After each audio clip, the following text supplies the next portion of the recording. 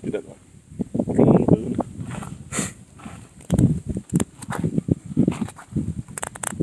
Er den tændt, den her? Goddag gutter. I dag så er jeg blevet inviteret ud af en ekspedient til at opdage Skandinaviens Venezuela. Og jeg bliver vist frem af en dansk statsborger. Han lever i landet. Han er klog, og han kan navigere. Det er sådan, det er hvad han gør. Der er kun 8 timer for at komme igennem skoven. Hørte I det? Kun 8 timer. Det gælder kun for lastbiler. Kun for lastbiler. Man kan se hele vejen til amerikansk.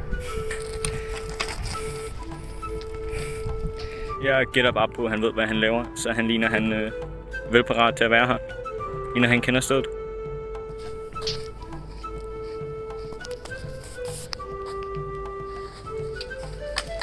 Der var gammel dame hjemme. Kom.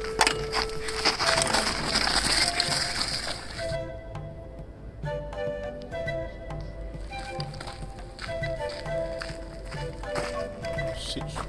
Jeg må slet ikke køre det. Det er ligesom sådan en kors, man brænder. Men man brænder det ikke.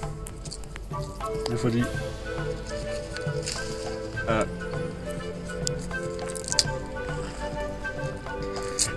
jøder jo. Det er vanskeligt. Det var synd for dem. Og så, i stedet for at plante det, i stedet for at lave 6 millioner kors, og der vi bare et stort et.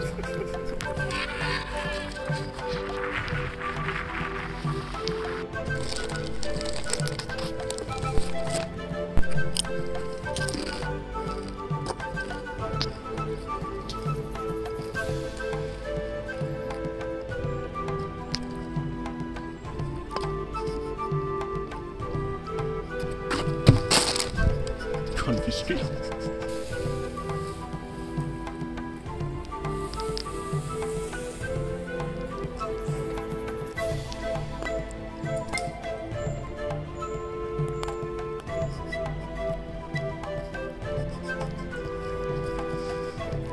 Prøv lige nu.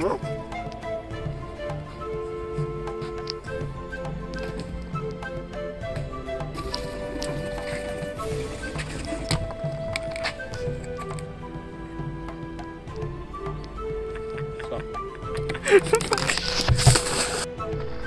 14 dages rejse igennem den her lorteskov. Der må være vej herop. Jeg kan ikke være andet. Jeg er sikker på, at vi endelig er nået til net.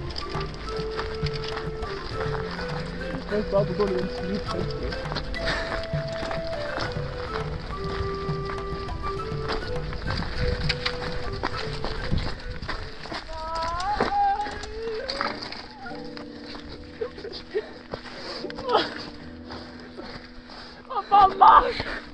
Der er ikke nogen netto.